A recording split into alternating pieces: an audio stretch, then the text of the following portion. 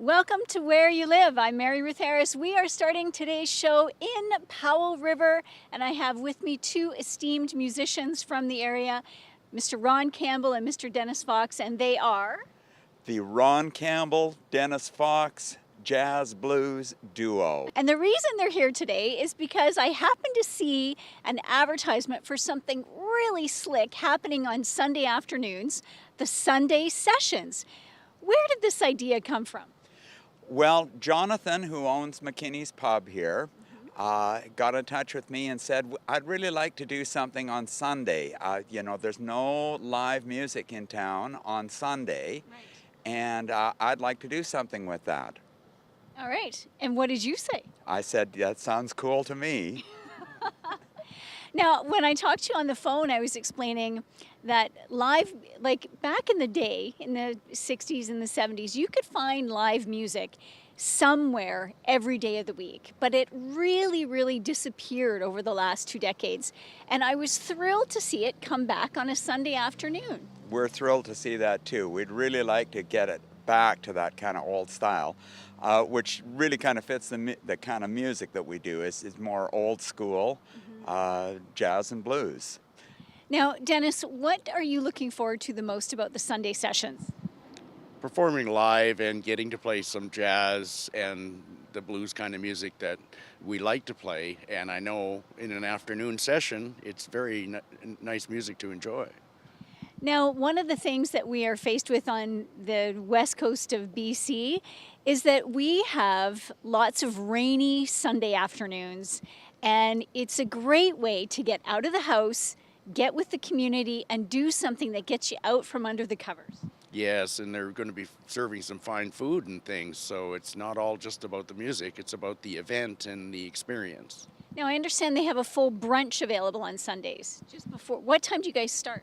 We're starting at the music starts at 12:30, but the event is open at 12, and they're going to have it's going to be a limited menu. It's going to feature a roast beef lunch, but it's very inexpensive. So just as you said, it's a great place to come and get out of the cold and rainy November and December weather and get inside in a nice, elegant atmosphere, have a nice hot lunch, and listening to some cool music. Now, what's your favorite musical inspiration? 1940s swing, Really? yes, and perhaps a little beyond, but that my father had a band when I was a youth, and I ended up joining it at age 13. And although it was a lot of country music, we had a lot of swing music in the home. All right. Now, one of the things that we just discovered is that you were both born in North Van, but you didn't stay there. No, as an infant, I was brought to Texada Island and raised there by my parents. And there's where the musical influences lie, in small communities where there's not much to do and you often make the music. Right. And how about you? Same thing. I moved here from North Van when I was 10 and did my first bar gig when I was 14. So, yeah, we've been doing this a long time. All right. I'm Mary Ruth Harris. You're watching Where You Live. We're in Powell River. That is the Sunday Sessions from here at McKinney's Pub in Powell River in Old Town Site. It is so cool down here. I love it. And now we're off to the library.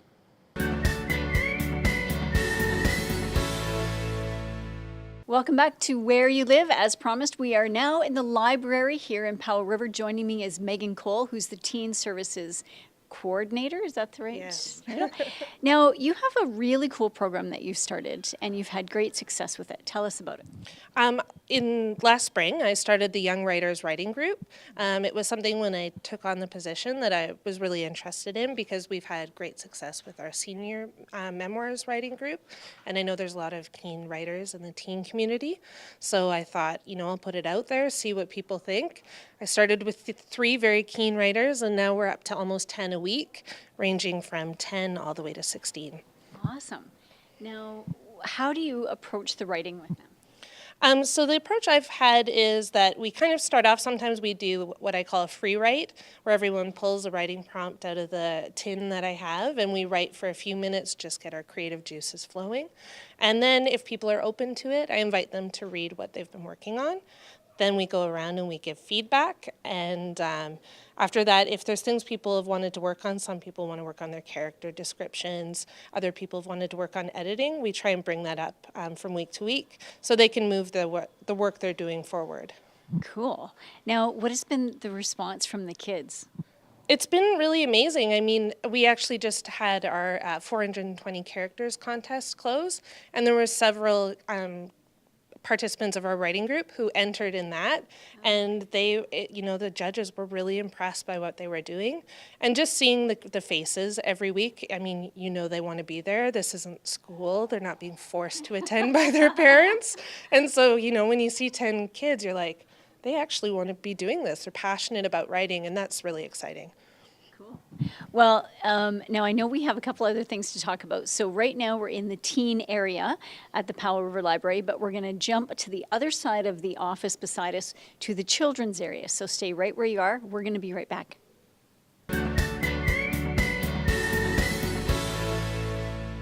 Hey, what do you say? I'm in the mood for that.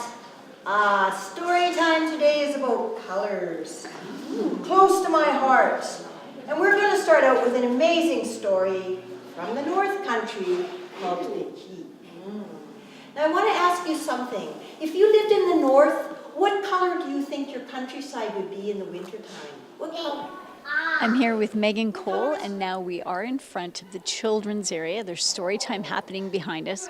Now you have some special Christmas events coming up for the kids. Yeah, Deb, who you can see behind us, she annually puts on a holiday puppet show, and this year they've revamped the Dr. Seuss favorite, Green Eggs and Ham, and they're doing what they're calling Green Eggs and Ham It Up.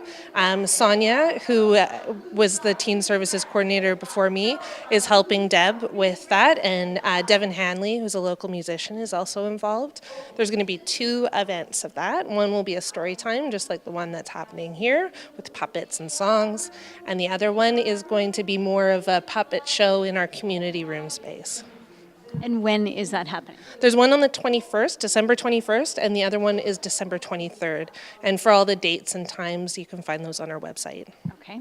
And you talked about making ornaments. What's that all about? Yeah, so something that we're really keen on doing at the library is working on digital literacy in addition to the literacy that we're all familiar with. And one of the ways that I'm trying to introduce that this holiday season is by partnering with the Powell River Makerspace, and we're going to design and create laser-cut Christmas ornaments out of wood. And so the group, it's a 2-day workshop. The group on the first day will learn how to design the ornament. On the second day, they'll get to see them all cut out, and they'll be able to take it home, give it as a gift, or hang it on their Christmas tree. And is that going to happen here at the library? The design day will happen here at the library, and then the cutting day, because the laser cutter is owned by the Makerspace, will happen at the Makerspace. So what are the dates on that? You can look at your cheat sheet. It's okay. Friday, December 15th is the design day, and Saturday, December 16th is the cutting day. Okay. Awesome.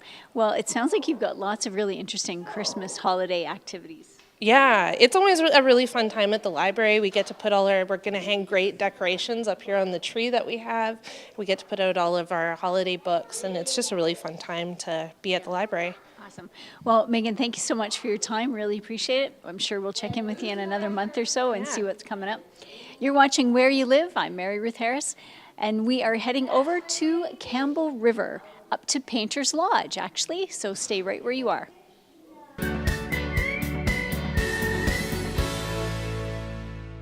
I have to say, Christmas time is probably among my favorite of the whole year. I'm Mary Ruth Harris. You're watching Where You Live. Joining me is Kira Liu. We are here at Painter's Lodge. This is beautiful. Yes, yes. We are so excited to present to the local community and everyone north Vancouver Island this Christmas, this November and December. We're setting up Painter's Lodge with a Winter Wonderland. The lodge will be decorated with this elaborate decorations. Now, is it just the main lodge, or is it outside as well? Well, we're going to have it in the pub, which will be open for lunch and dinner. So the pub with an extended menu throughout November and December. So the decorations will also extend down to our function spaces, but our focus is mostly in the main lodge. Okay. Now, this is one of the first years you guys have been open all the way through to December 31st. Yes, that is right. So we are actually a new company, North Coast Hotel Resort. Painter's Lodge and April Point is our newest addition in Campbell River. So first year, we one of the many things we hear from the community is, Painter's Lodge's got so much potential. You should extend the operations till the winter season. And that's what we did. And we're trying it out for the first year, and it's coming along really well. Okay. Yes. So this is a really great place to come with the family and come and check out all these amazing decorations. The view, oh my goodness, is absolutely spectacular. Now, one of the additional things you're doing, like at the end of November, you had an artist show, but some of that artwork is going to stay through the month of December and will still be available for people to see. Yes, that's right. So some of the artists have decided to leave their beautiful artworks here throughout Painter's Lodge, and it's going to be all around the lounge, also in in our gift shop as well. Okay. Yeah. And some of it is sculpture. There's some really large and beautiful sculptures. Yes, that and also painting. With the decorations, they're going to stay right up until the 31st? Yes, that's right. So all the decorations will be staying on for the community to come see all the way up until December 31st. Okay. And then Painter's Lodge is going to close, right, for the wet season? Yes. So coming New Year's, January 1st, all the way until April 31st, Painters will be closed. And reopening date is May 1st. Okay, that's great. Well, Merry Christmas and Happy Holidays, and this just looks wonderful. Thank you. All right, and now we are headed up to Mount Washington to check in on when the opening day might come, hopefully, snow. We'll be right back.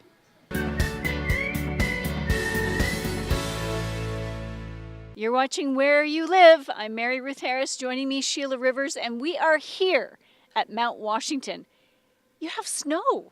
We have snow. We have a lot of snow. You have a lot of snow. We have a lot this of is snow. Shocking. Yeah, we've gotten almost 2 meters this month. It's been a heavy snowfall month. It's been outrageous. It's been so great. Yeah. All right. So how does that bode? And you've got some snow coming up in the next couple weeks. We do. Plus, okay, so tell us about opening day and opening weekend and all that. Give us the scoop.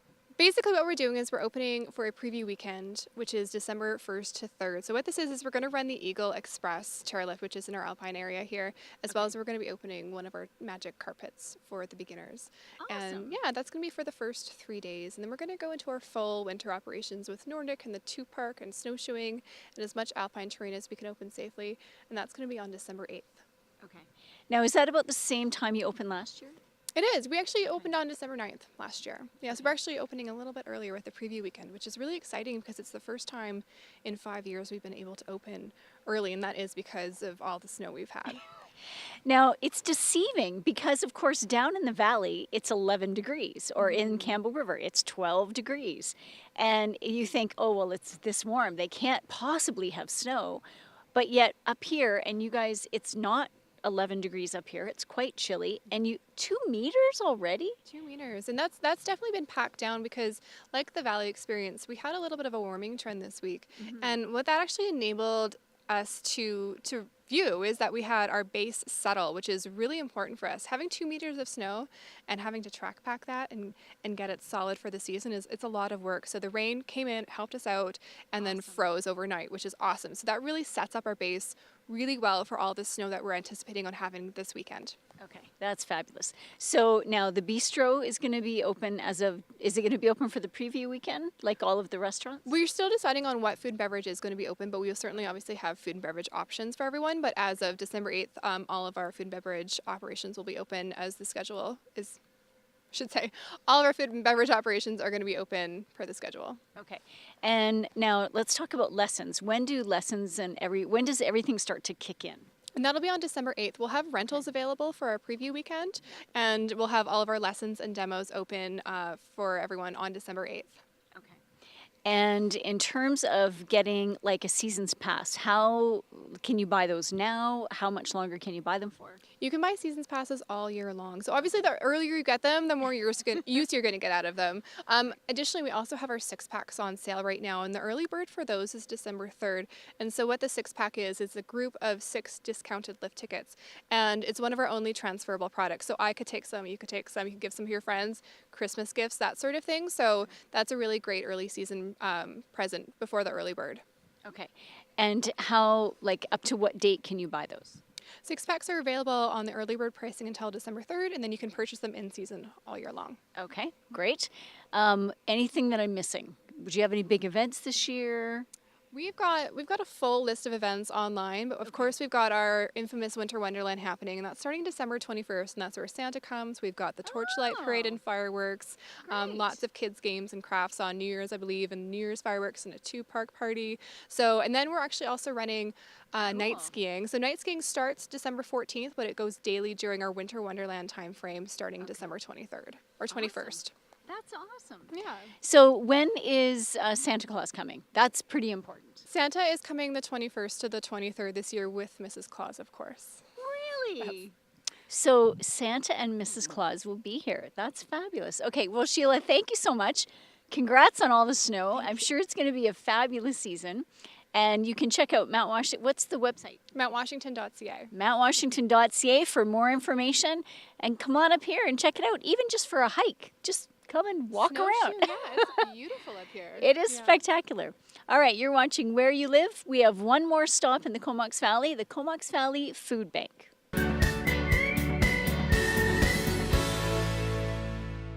You're watching Where You Live. I'm Mary Ruth Harris. We have left Mount Washington. Now we are at the Comox Valley Food Bank. Joining me is Jeff Hampton. Jeff, what is it that you need from the public for the month of December? Okay, food bank always can use money. With that said, we take and use all variety of foodstuffs, fresh foods, non-perishables, everything and anything. We just take it, sort it through, pass it on to people who need it. Okay. Now, what days is the food bank open for people to come and pick up donations? Okay, we're open Monday to Friday, 9:30 in the morning until noon usually, with Fridays being open to 11 and Thursdays are distribution day open to 1. But with the Christmas season, probably up until about December 20th, then we're going to try and stay open on weekdays up till 3 o'clock in the afternoon. Okay. All right. So if you would like to help with the Comox Valley Food Bank, they are looking for donations, not just because it's Christmas, but because this time of year is really tough for a lot of families, and they could use financial donations as well as non-perishable foods and fresh foods, because you provide the hampers pretty much every day when people need them, right? Which is why you can take fresh foods. Okay. Well, Jeff, thank you so much for your time today. You're welcome. Thank you. All right. So you can stop by here at the Comox Valley Food Bank on McPhee Avenue and drop off any donations that you might have. Please keep these people in mind as you prepare to celebrate your own holidays.